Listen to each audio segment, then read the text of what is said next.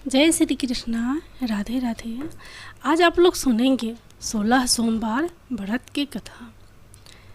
एक बार भगवान भोलेनाथ और माता पार्वती जी मृत्यु लोक घूमने की इच्छा से मृत्यु लोक में आए। यहाँ माता पार्वती व भगवान शंकर जी मृत्यु लोक में घूमते घूमते विदर्भ देशांतर्गत अमरावती नामक नगरी पहुँचे, जो कि बहुत ही सुंदर थी। यहाँ उन्होंने देखा कि अमरावती नगरी अमरपुरी के दृश्य सभी प्रकार के सुखों से परिपूर्ण थे।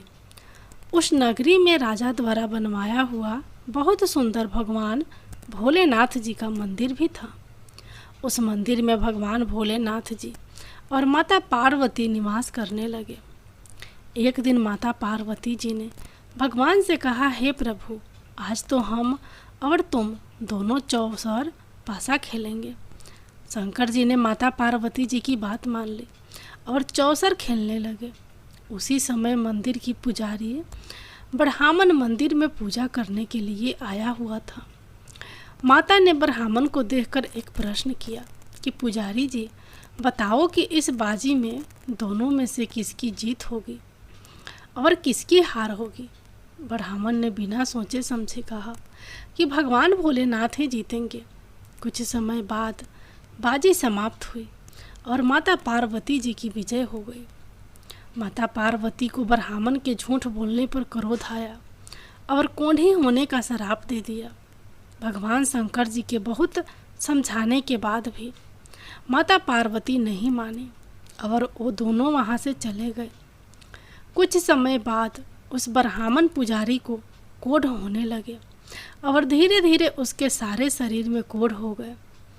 ऐसे में वह बहुत ही परेशान व दुखी रहने लगा। इस तरह कई दिन बीत गए। फिर एक दिन देवलोक की अप्सराएं शिवजी की पूजा करने उसी मंदिर में आई।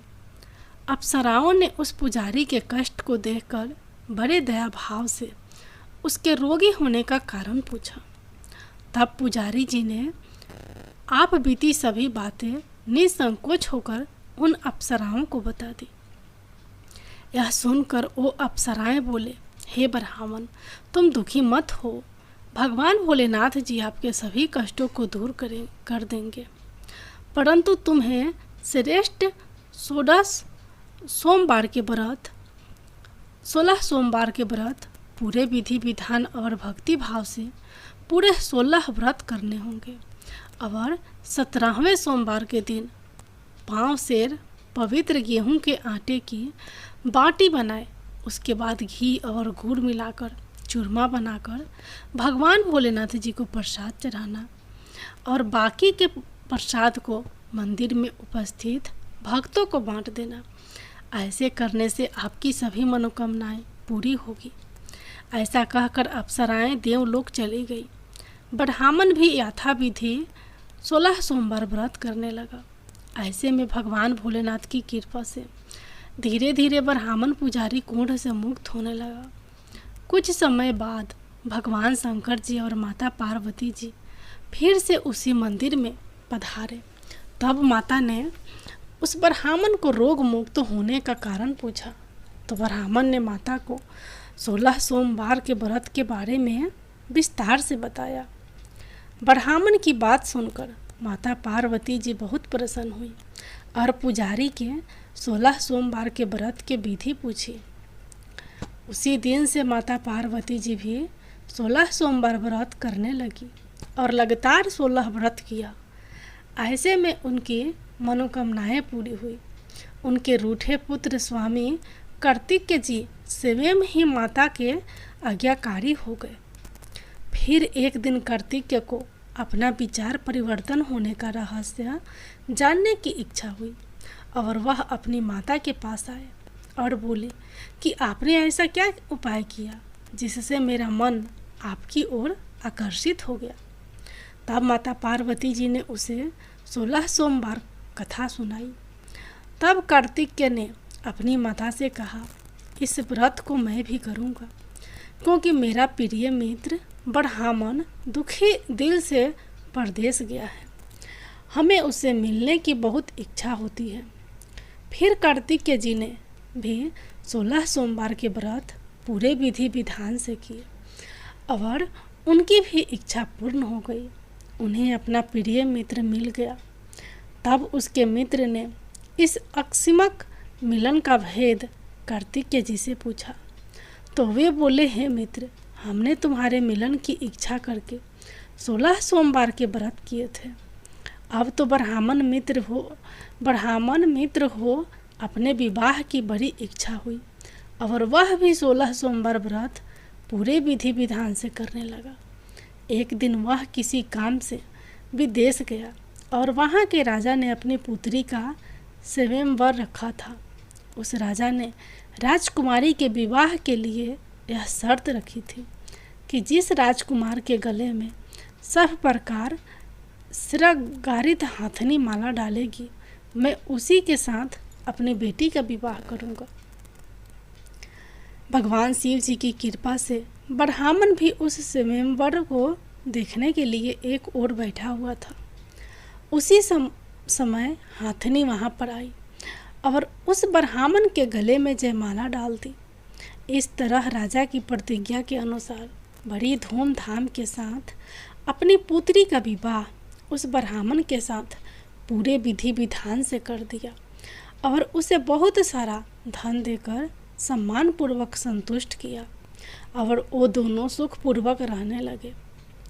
एक दिन उस राजकुमारी ने अपने पति से पूछा कि प्रनाथ, आपने ऐसा कौन सा पुण्य किया है जो हाथनी ने सभी राजकुमारों को छोड़कर आपके गले में जयमाला डाली।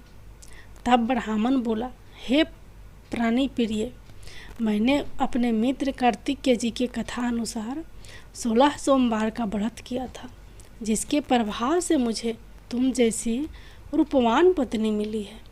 इस व्रत की महिमा सुनकर राजकन्या को बड़ा आश्चर्य हुआ और वह भी पुत्र कामना के लिए 16 सोमवार का व्रत करने लगी और भगवान भोलेनाथ से पुत्र कामना की प्राप्ति करने लगी। शिवजी की कृपा से कुछ समय बाद उसके गर्भ से एक अति सुंदर, सुशील, धर्मात्मा और विद्वान पुत्र हुआ।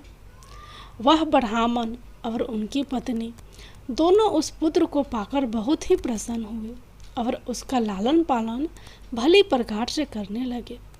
जब वह लड़का बड़ा हुआ और समझदार हुआ तो एक दिन अपनी माता से प्रश्न किया कि माता, आपने ऐसा कौन सा पुण्य किया जो आपको मेरे जैसा पुत्र की प्राप्ति हुई।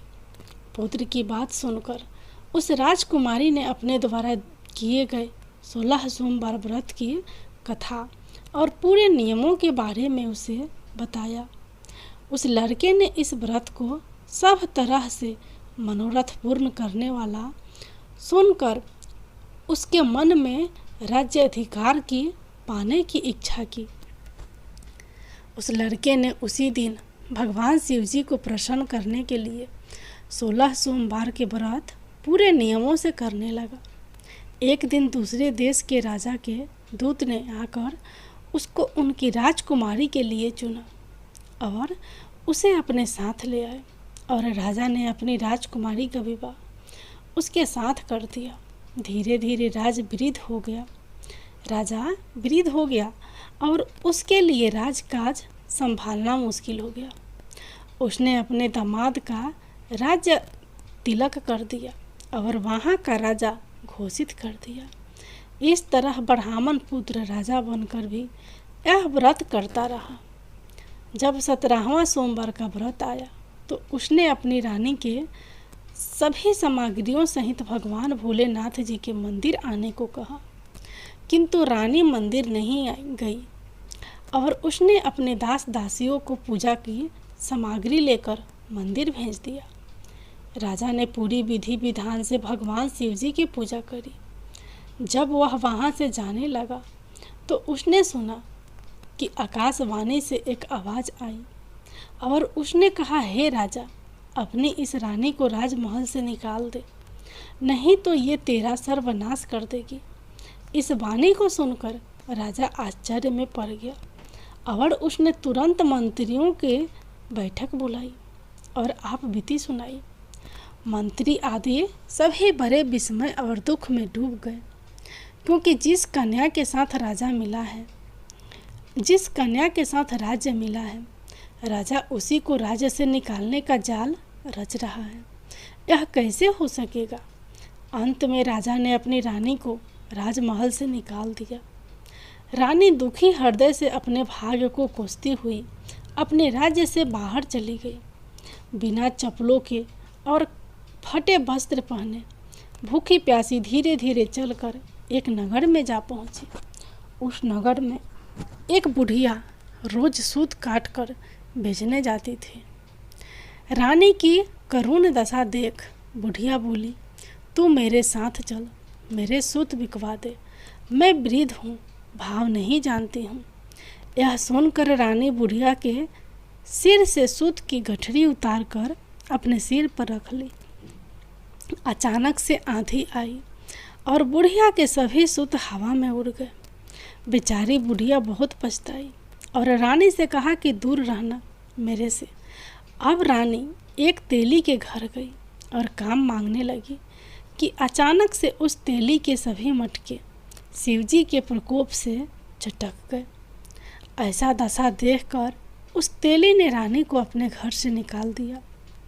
इस प्रकार रानी अत्यंत दुखी पाती हुई एक नदी के तट पर गई तो देखा कि नदी अचानक सूख गई। उसके बाद रानी एक वन में गई। वहाँ जाकर उसने एक सरोवर देखा और वह पानी पीने के लिए सरोवर की सीढ़ी उतरी और पानी पीने के लिए जैसे अपने हाथों को आगे बढ़ाया तो देखा कि सरोवर का पानी नील कमल के सदृश जल असंख्य कीड़ोमय गंदा हो गया। रानी ने अपने भाग्य का दोषारोपण करते हुए उस सरोवर का जल पीकर अपनी प्यास बुझाई। आराम करने के लिए एक पेड़ की शीतल छाया में विश्राम करने के लिए लेटी तो देखा कि उस पेड़ के सभी पत्तियां झड़ गई। ऐसे में रानी जिस पेड़ के नीचे जाती उसी पेड़ के पत्तियां अपने आप झड़ जाती। वन, सरोवर और पेड़ों की ऐसी दशा देखकर गाय चराते हुए ग्वालों ने अपने गुसाई स्वामी जी के साथ सभी बातें बता दी। गुसाई जी के आदेश अनुसार ग्वाले रानी को पकड़कर गुसाई जी के पास ले आए। रानी की मुख्य कांति और शरीर शोभा देखकर गुसाई जी जान गए कि यह कोई विधि की गति की मारी कुलीन अबला है। ऐसा सोचकर गुसाई जी ने रानी से कहा कि हे पुत्री, मैं तुमको पुत्री समान रखूंगा। तुम मेरे आश्रम में ही रहो और मैं तुम्हें किसी प्रकार का कष्ट नहीं होने दूंगा। गुसाई जी के ऐसे वचन सुनकर रानी को थोड़ी धीरज मिली और वह आश्रम में ही निवास करने लगी। आश्रम में रानी खाना बनाती तो उसके खाने में कीड़े पड़ जाते और जब वह पानी भर के लाती तो उसमें भी कीड़े हो जाते। अब तो गुसाई जी भी बहुत दुखी हो गए और रानी से बोला कि बेटी, तेरे पर कौन से देवता का कोप है जिससे तेरी ऐसी दशा हुई है। गुसाई जी की बात सुनकर रानी ने कहा कि आपने अपने पति के साथ भगवान शिव जी की पूजा करने नहीं जाने की पूरी कथा सुनाई। रानी की बात सुनकर गोसाई जी ने उसे इस कोप से मुक्त होने के लिए 16 सोमवार व्रत की कथा पूरे विधि विधान से करने को कहा। गोसाई जी की बात सुनकर वह प्रत्येक सोमवार का व्रत पूरे नियमों से करने लगी। जब रानी के पूरे 16 व्रत हो गए और जब उसने 17वें सोमवार को व्रत किया और रोज की तरह भगवान भोलेनाथ जी की पूजा कर रही थी, तो भगवान शिव जी के प्रभाव से राजा के मन में अपनी रानी का विचार उत्पन्न हुआ और सोचा कि मेरी रानी को गए हुए बहुत समय बीत गया, न जाने कहाँ कहाँ भटकती होगी, मुझे उसे ढूंढना चाहिए। राजा ने यह सोचकर अपनी रानी की तलाश में चारों दिशाओं में अपने सैनिकों को भेजा। सैनिक अपनी रानी को ढूंढते हुए गुसाई जी के आश्रम में आ पहुँचे। सैनिक अपनी रानी को वहाँ पाकर पुजारी जी से अपनी रानी को साथ भेजने के लिए कहा, किंतु गोसाई जी ने मना कर दिया और सैनिक चुपचाप लौट गए। राजा को सभी बातें बताई। तब राजा स्वयं रानी को लेने गोसाई जी के आश्रम आया और पुजारी से प्रार्थना करते हुए बोले, महाराज, जो देवी आपके आश्रम में रहती है वो मेरी पत्नी है। शिवजी के कोप से मैंने इसका त्यागन कर दिया था। अब इस पर से भगवान शिवजी का कोप शांत हो गया है, इसलिए मैं इसे लेने के लिए आया हूँ। आपकी आज्ञा हो तो मैं इसे ले जा सकता हूँ। गोसाई जी ने राजा के वचनों को सत्य समझकर रानी को राजा के साथ जाने की आज्ञा दे दी। गोसाई जी की आज्ञा पाकर रानी अपने पति के साथ अपने राज्य के लिए चल दी। रानी के आने की खबर पाकर राज्य के निवासी अनेक प्रकार के बाजे बाजने लगे। नगर के दरवाजे पर तोरण बंधन वारों से विधिवत विधि से नगर को सजाया। नगर में घर घर में मंगल गान होने लगे। पंडितों ने विधिवत वेद मंत्रों का उच्चारण करके अपनी रानी का स्वागत किया। इस प्रकार रानी ने अपनी राजधानी में पुनः प्रवेश किया। राजा ने अपनी रानी के आने की खुशी में ब्राह्मणों को अनेक प्रकार के दान आदि देकर संतुष्ट किया। याचकों को धन धान्य दिया और पूरी नगरी में जगह जगह सदा व्रत खुलवाए, जहाँ भूखों और गरीबों को खाने को मिला। इस प्रकार राजा रानी भगवान भोलेनाथ जी की कृपा से सभी प्रकार के सुख भोगते हुए और 16 सोमवार व्रत की कथा करते रहे। अंत समय में अनेक प्रकार के सुख भोगते हुए शिवपुरी को पधारे। इसी कारण कहते हैं कि जो भी मनुष्य भगवान भोलेनाथ जी की भक्ति मन वचन कर्म द्वारा 16 सोमवार के व्रत पूरे विधि विधान से करेगा, वह इस मृत्यु लोक से समस्त सुख को भोग कर अंत में भगवान के चरणों में शिवपुरी को प्राप्त होगा। और इस व्रत के करने से सबके मनोरथ भी पूर्ण होते हैं। जय भोलेनाथ, जय माता पार्वती।